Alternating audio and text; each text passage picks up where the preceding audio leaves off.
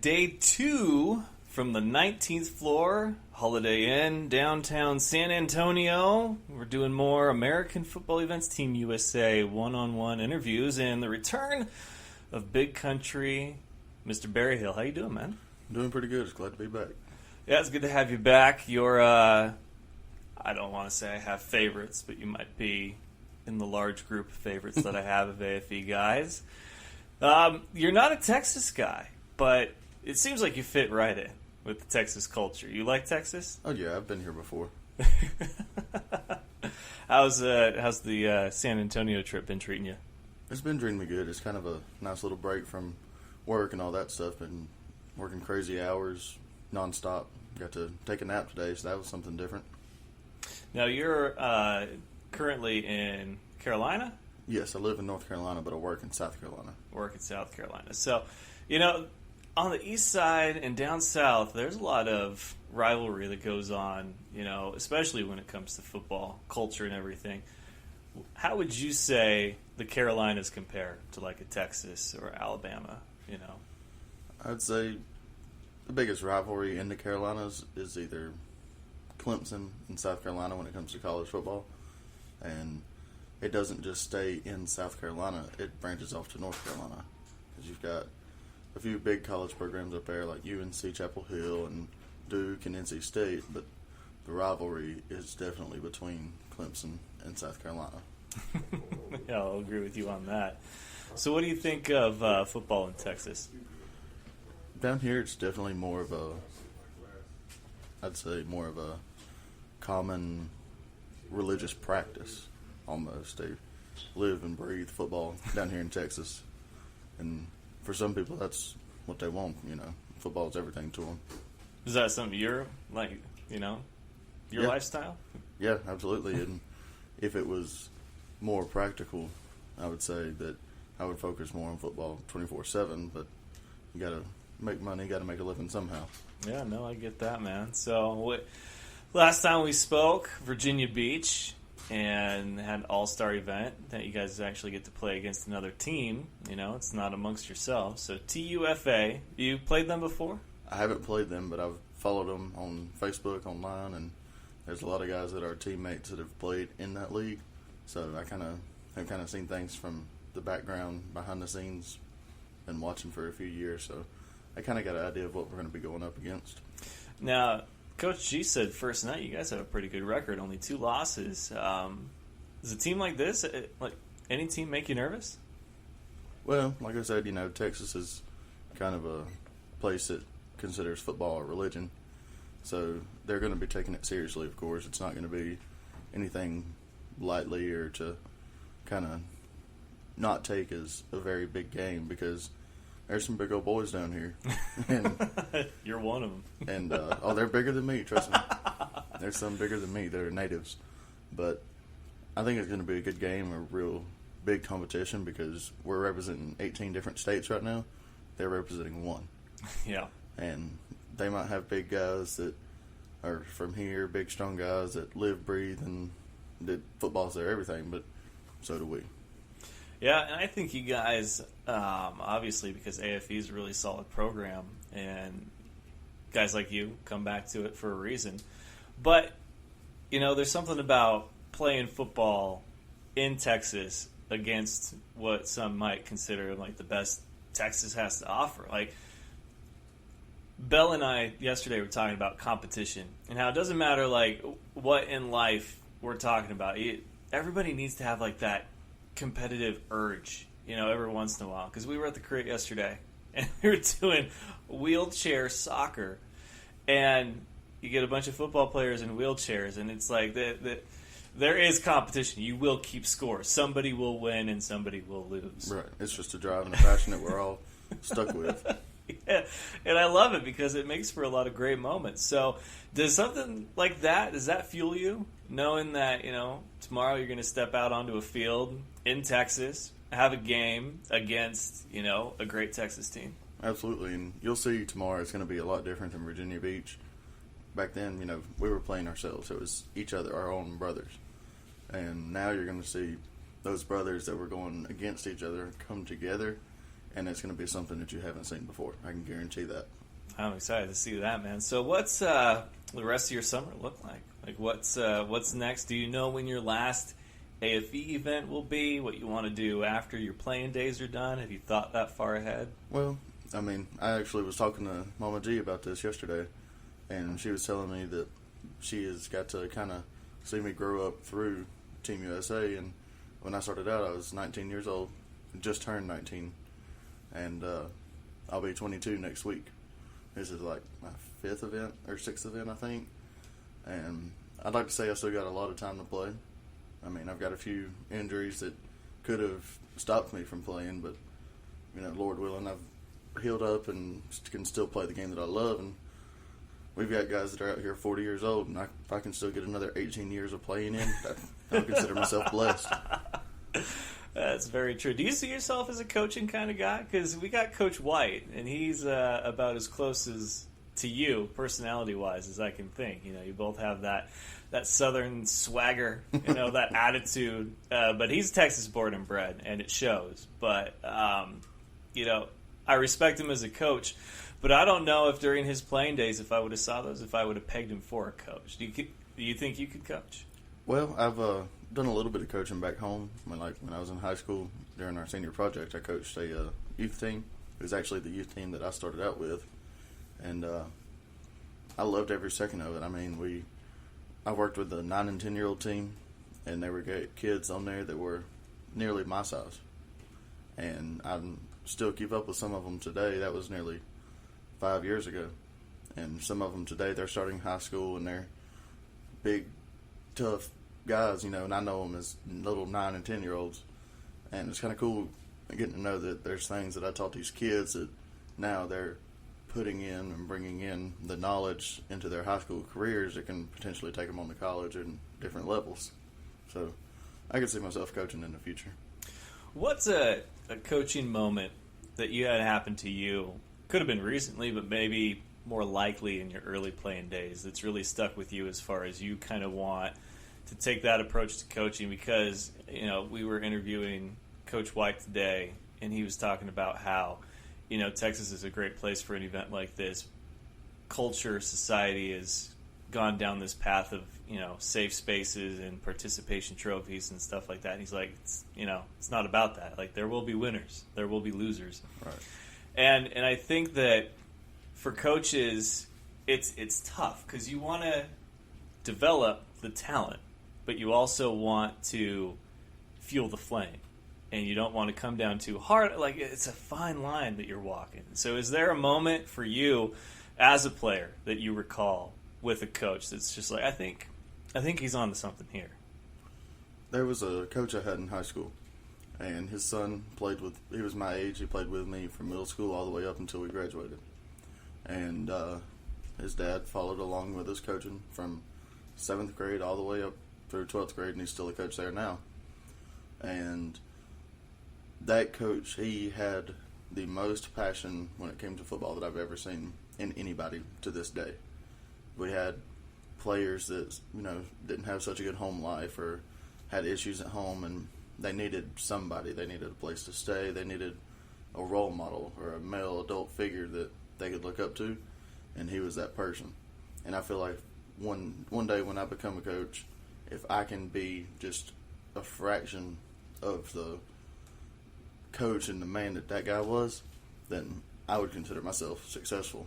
And that was kind of a inspiring thing.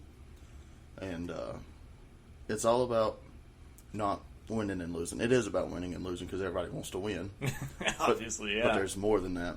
Like, it's a sense of pride and a sense of respect. Like, for this game, I won't be wearing number 76. I will be wearing number 21.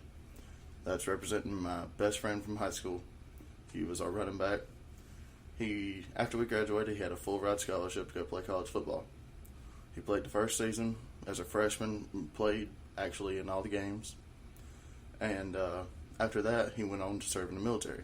He's currently in Afghanistan right now, and he'll be finishing up in January, and he's going to be coming to play for us with Team USA. So to kind of honor him and kind of a respect thing for him, I'm going to be wearing his number for this game. Shout out to him. I like that. I like that a lot. Well, man, it's going to be a lot of fun to see you guys out there finally. Business as usual, because, this is my second event with AFE. First one was Virginia Beach, All-Star Game, and everything that I've been told, you go into an event, you go through it, and you're thinking, oh, so this is what it's like. And then you come to one like this, and you're like, that's nothing what it's like. Like, this is what it's like. This is it right here. I'm very excited to see how it all plays out. You stopped by to see Dr. Payne yet? I'm on my way here after I leave. I'm glad you stopped here first. All right, man. Well, you are Dillon, Big Country Berryhill. Pleasure, man. Thank you. All right, from high up on the 19th floor, Holiday Inn, San Antonio, continuing our one-on-one player interviews, and we got a few returners today, back for more. And next up, Jarvis Neal. How you doing, man? What's up, man? Good to see you. Good to see you. Same to you. So we're in San Antonio, Right. and we're doing football. Last time I saw you was the All-Star Game. I guess that you had a pretty good performance short of getting into the end zone, so I'm going to go ahead, venture a guess. You're looking to change that this Saturday, right? Most definitely. Right. So what fuels you? Because we've been talking a lot this week about guys' passion, motivation, things like that. And I know you and I had a great talk off record, after Virginia Beach while I was waiting for my Uber to take me to the airport. And, Right. you got a great story. You got a great motivation and something to prove. Right. Tell me a little bit about how all that came together. I got a shirt now. I'm happy. Right. I'm Sure. very, very happy with my new merch. And, Appreciate it. what your mission is now. Basically, Got Something to Prove started with me when I was overseas. Little did I know I had been having something to prove all my life, but it didn't actually get brought to light until I was in the interview after a game when I was in France playing, and he asked me about my background, stuff like that, so I told him, and then that's when he was like, oh, it sounds like you have something to prove. And then ever since then, it stuck with me. At first it started out as like hashtags and stuff like that on pictures and videos, and then I was like, well, it could be more of, everybody has something to prove. It's not just about sports, because there's life after football or life after whatever it is that you're doing, and at the same time you still have something to prove. So I was like, well, let me put it on the shirt, see how it looked. And then the first shirt that I made was the logo, like the one you have, and it was black and baby blue, and I was like, I like this. And then the slogan was Prove It, and so I was like, I like that too. So I stuck with it. So would you say this is a business, a platform, or a movement kind of thing? It's a little bit of all of it, to be honest. It's a movement just because I feel like everybody can relate to it. Mm-hmm. It's a clothing line, of course, but I would lean more towards the movement and the clothing line kind of thing, because I believe everybody has a story to tell. Like we started. I have a team back home that I work with, and we started doing Testimony Tuesdays. So basically, Testimony Tuesdays is you send me a video of you explaining a time that you had something to prove or a time that you overcame adversity, no matter what it is, whether it's sports, just life in general, anything. And I post it every Tuesday.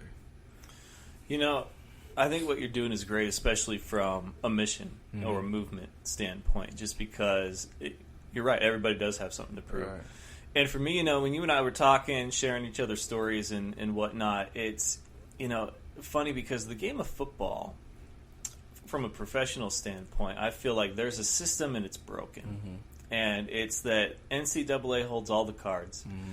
They tell you who to like, who not to like, who's going to be the next star, who's not. If you're on their list, you're set unless you bust, and then they pretty much take no responsibility. Like, well, we thought so, but it's whatever. It's not on us. Right.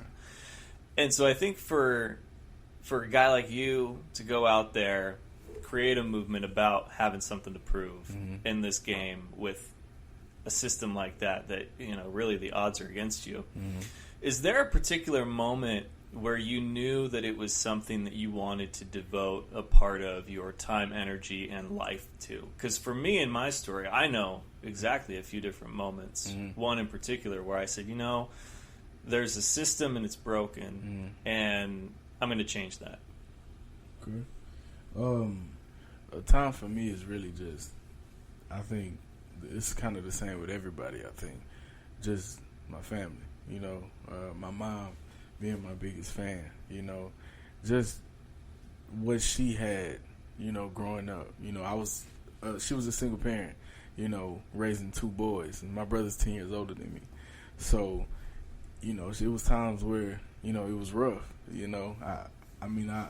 My mom did what she could. And we had a very, I had a really good, easy, bringing up, but at the same time, it was times where it was rough, really rough. And then, other family members, they were always there to help her out, help us out, stuff like that. That's what family does. But that's what my motivation is. You know what I'm saying? Like, my mom's got something to prove her got something to prove moment, I believe, was to, what's the word? I think her got something to prove moment was to help me and my brother. You know what I'm saying? Help it. We were raised not a not so good neighborhood, and we ended up moving. We used family members' addresses just to go to the better schools on the other side of town, and we did that for a little bit until my mom was able to be able to afford us to be able to move to that side of the town, and we never looked back after that. And she did a lot of things, worked 2 and 3 jobs. We did a commercial, and I talked about that same thing, and we did a lot of that. And I owe a lot of what I've done to her, and she's my motivation. That's why I keep football alive. That's why I keep Got Something to Prove alive. I believe I still have a bright future when it comes to football, but at the same time, I do know football comes to an end at some point, and I want to have something to back up, what I want to have something to fall back on whenever I'm done with it, and I believe Got Something to Prove is special, My moment was when I had graduated from community college with a 2-year AA degree. Right. In business, and I wanted to open up my own sports bar. Okay. So we're looking down the road at that. Well, what are we going to do now? So I'm cruising through Craigslist looking at jobs, right. Jobs with flexibility, maybe something down that alley where I can work, learn the tricks of the trade, and then apply it once I'm ready to do it. Right. Well, I had started the podcast, mm-hmm. and I see radio DJ, on-air talent, right. posting. So I said, hey, that would be great. That's part-time. Right. That gives me a chance to do this thing that I enjoy and whatnot. Right. So I send in my application, mm-hmm. and I call them. And they say, oh, well, where'd you get your communications degree from? Mm-hmm. And I said, oh, I don't have one. Mm-hmm. Oh, well, where did you intern at? I haven't. Mm-hmm. Oh, well, you have to at least either have a communications degree or have interned with a station for, 2 to 3 years. Mm-hmm. And I said, why? And they couldn't give me an honest answer. Mm-hmm. And that's when it really sunk in with me that there's so many systems out there that are really messed up. That's what I said, with right. football. It's like you go Pop Warner, like you almost have to be bred to do it. Right. Pop Warner, junior high, high right. school, good college, right. and then pros. Right. And I think for me, I have something to prove, but it's not to myself. Right. It's to everybody else that thinks that there's a certain way you have to do things, and if they miss their window, then there's no hope. No hope, exactly. Are you proving something to somebody else or for yourself? I'm proving it to myself and other people at the same time. A lot of people look up to me, and I didn't have the traditional go to school, go to the league, whatever. I didn't have that same route. I was a little cocky when I was younger. I did have a scholarship. I went to Missouri, played, and I just transferred. You know what I'm saying? I just transferred back home just because of some stupidity on my part. And at that point, I just felt like things should have been handed to me because of what I could do on the field, not realizing the bigger picture. And at the same time, I'm trying to prove to somebody else that, just because you didn't get drafted or whatever, you can still reach, at some point. You can still reach at some point that, and end up doing what you want to do. I went overseas, played. I had a 3-year contract with them. When I met you, I had just got back from France, I believe, in that March. It was March. and that was made at we were in Virginia. So I'm a free agent now, but even though I may not be in the league, which is, what I want, that's my dream. It can be accomplished, but at the same time, you got to have your head on straight. I don't have an agent that just knows everybody, that's in the loop with everybody, that knows what's going on. A lot of the work is coming from me. I do have an agent, and he does what he's doing. And I mean, for me at this point, it's just I just want to play. I just want to play professional football, and that's just what it is for me. And I want to show the next person, the younger generation, or the person that he could be older than me. If this is what you want to do, and you still have the drive and the talent, the skill set, whatever it is, to do this, you can do it because I'm doing it too. When I went overseas, a lot of people where I'm from, making it overseas is like, oh man, he made it to the NFL, and that's just the mentality they have because, growing up in those situations, you don't really see people make it like that. You don't really see, not saying you don't see people make it in general, but you don't see people make it to overseas or to the NFL or Major League Baseball or the NBA or anything like that. Most people, they're content with just getting a job. Most people they don't end up getting degrees and stuff like that. Now my mom has her degree. I have family members that do have their degrees, and that was my motivation. Because they could do it, and I was there. They were my example basically, and a lot of other people that I know, like friends and cousins and stuff like that, they don't see that, so when you don't see somebody, when somebody tells you, hey, you should go do this, that, and the third, but you didn't do it, then that makes you think, like, can it really be done? Like if I tell you, hey, you should go to school, get a degree, get you a good job, but say what you're doing, you're comfortable with what you're doing, and then I'm telling you to do everything that I haven't done, then you're gonna look at me like a hypocrite. You see what I'm saying? Yeah. So it's tough, man. For yeah, sure. it's very tough, man. That's a lot of like what I'm saying now was words of wisdom from people that I grew, that my family. A lot of what I'm saying now is just wisdom. Like I'm young, but I grew up around a lot of older people, like my grandmother, my brother, because when it comes to my family, we literally, you got my younger on my mom's side, you have my little cousin, he just turned 21, I just turned 27, and then you got my brother, he just turned 36, so I'm kind of, it's a big gap, so, that's just how it is in my family, and I'm trying to show, my cousin that, and my, younger generations, my cousins, and even if I don't know you, I hope that you do hear my story one day, and I hope that you listen to what I'm telling you, and you be able to apply it to whatever it is that you're trying to do.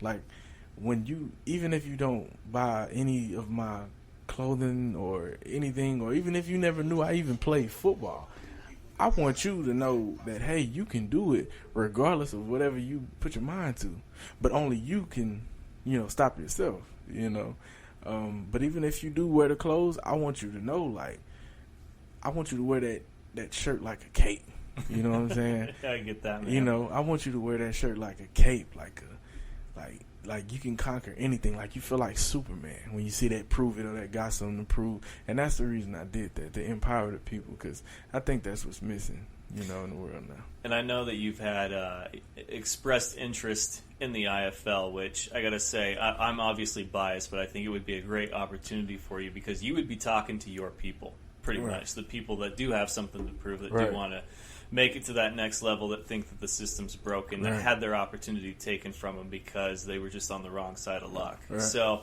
you're an incredible athlete. I cannot wait to see you play again this Saturday. I hope you get a few touchdowns that I get to be on the call for. But you would make an IFL team very happy. I will go on the record to say that right now. I hope we can make it happen for you because the community is something special.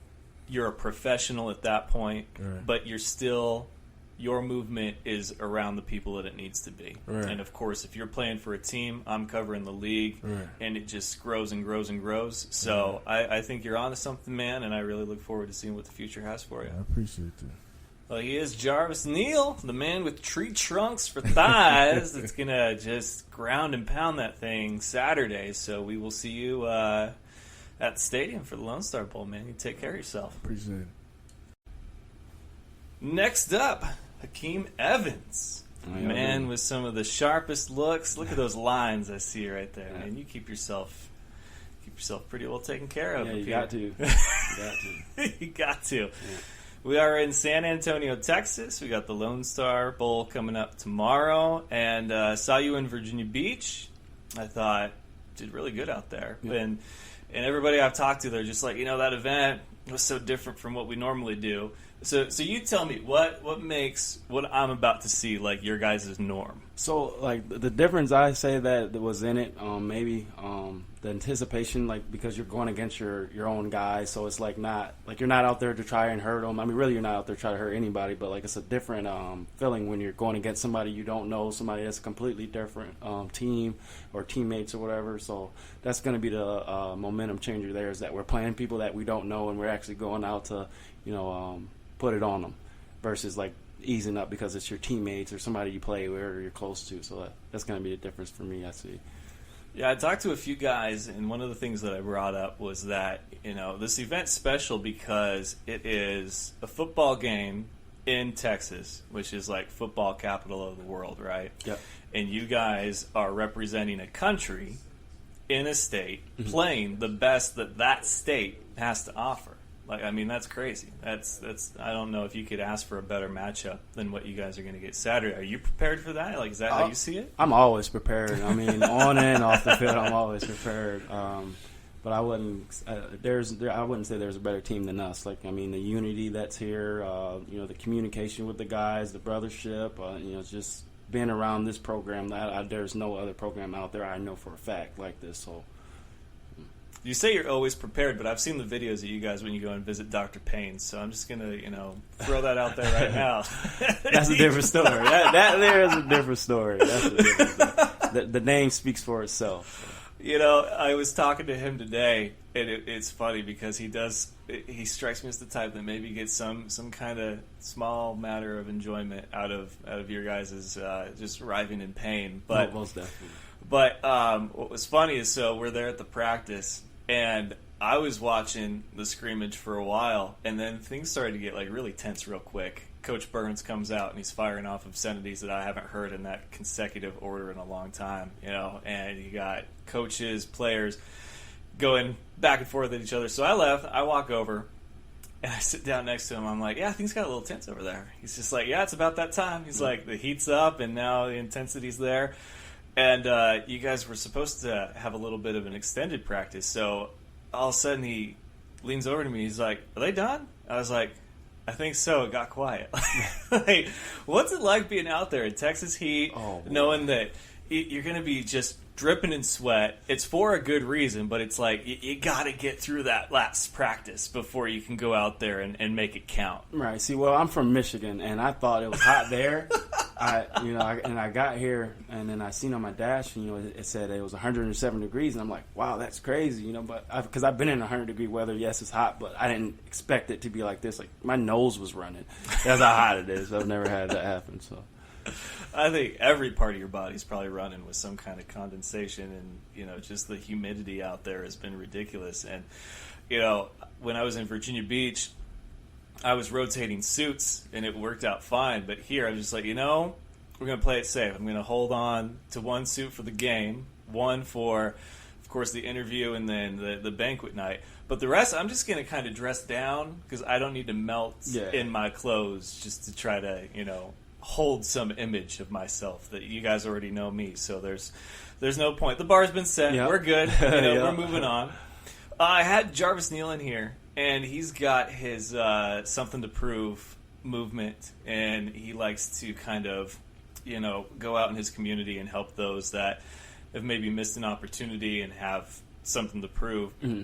For you, AFE, obviously a big part of your life. Mm-hmm. You guys get a chance to, at these events, go and give back to the community and whatnot. But what do you do back home? Like, what's your mission? What's your goal when you're going to fly back home after this? So my goal to go back home is, it's pretty much like back to normal life, back to work day, but the goal is always remains the same, always get better, to prepare myself mentally, physically, emotionally, whatever it takes to be back for the next event, wherever it may be. So there's always ropes and strings to get around up to the point to where, I get to where I need to be. We visited the Crit yesterday, which was great. And I forget, were you at the Cancun event where they visited that Crit? No, I was not, no. Because this is event number... This would be number 4 for me. Number 4 for you. So you're kind of in the middle there. But what was that like for you yesterday? Because a lot of guys that I talked to that went to the one in Cancun said that it was... Yesterday's was a little different, but the experience was still pretty much like the same point. You go in there, you interact with these kids that... they're just less fortunate, and it doesn't make them any less of a person than us. There's just, they need help, and you guys go in there, you put smiles on faces, and you guys are heroes for a day. Yeah. What's that like for you? Well, what it was like for me, what I noticed, like I said, everybody has their own problems and things they go through, and we were seeing it at first sight, but they actually at this program, they had us, do things that these people go through. Like if they have one arm, or they have to write with a nub or whatever they have, and then or like the wheelchair thing, you got to play soccer, and it showed us how hard it is for these people, and that everything in life, it may be hard, and it's not may physically to you may not be possible, but there's always a way around it. And for us to see the things that they go through firsthand, and it was eye opener and very very experience-changing thing for me to see stuff like that, because I've never experienced anything like that in life. I don't think there's a lot of people that will experience things like that, because you can talk about it, and then once it's in your face, it can do something. Some people honestly can't handle that, and I'll admit I was hesitant because I didn't know what my reaction was going to be. I knew where we were going, I knew what was going to be there. These kids that are something, birth defect or an accident or a learning disability, what have you. And I get there, and it's not what I thought, and in a good way. And so I had a great time there interacting with these kids. So I think for you to have a similar takeaway is awesome. Obviously, it shows that AFE and what they're trying to do off the field is working. But my favorite part, though, is how you guys can turn anything and everything into a competition, doing wheelchair soccer, and it's oh, is anybody keeping score? No, we are keeping score. Okay, there will be a winner and a loser after this. Is that important to you to have that kind of competitive edge throughout life? Even if it's not on the football field or in a game setting, but just to keep yourself honest and pursuing whatever your next dream is. Yeah, there's always stuff out there to where everything, like you just said, everything becomes a competition. No matter what it may be. It's just if you're a person that likes to compete, no matter what sport you play, whether it's playing video games or cards or whatever it may be, everything becomes a competition. So that being said, it's always an open experience to do stuff like that. Yeah, I think for you, and I was telling this to Jarvis Neal because he's expressed interest in joining the Indoor Football League, which is the league I cover during the spring and summertime. And I think you'd be a great addition too, just because you know what it means to be competitive regardless of the level that you're at, and give it 110%, and all the while giving back to the community, which it's a big thing for the IFL, is its community interaction, because those fans become family at a certain point. So with what you do here in AFE would really translate well, seamlessly over there. So I don't know if you've ever given that any thought, but I could easily see you, with an IFL team next season out there as a professional. It's always been something, honestly, that's been in the back of my head of pursuing it. But I like I said, I like what we have here, the relationship I have with the coaches, the relationship I have with the players. It's like you're an actual family, because I've been playing semi-pro since I was 18 years old, and I'm 26 today. And not once have I experienced what I've experienced with this team. You know, there's guys, you know, I looked at and like just the look on their faces like, oh, he's going to be in, you know, a hole or, you know, something like that. And then you get around him and you're like, oh, he's like this big teddy bear. Like, he's the nicest person in the world. So it's like, it's nice to have things like that. And like to be surrounded by people that, you know, you can trust, you can leave your stuff around, that, you know, if you're stranded somewhere, they got your back, you know. So it's always nice to have things like that. So you guys have had practices, events. You don't get to study any film, which will be kind of difficult because I know that for you skill position players, film is a big deal. Oh, I always find film. You always find film somewhere? Find film. One way or another, I'm going to find film on you. So, but my question is, you know, once the clock hits 0 tomorrow, win or lose, like what's the one feeling you want to walk off the field with? I just want to walk off the field like, you know, at least we made a point. We made a statement of what we do. You know, win, lose, or draw, we're all brothers. We're all going to be there for one another. And then just the purpose of what we're here for, you know, regardless if it's football or not. It's things that's off the field, not just on the field. So the whole thing is just touch the fans, let them know that we're here to support them, that we're there, you know, no matter what. You know, so that's my purpose of it, at least.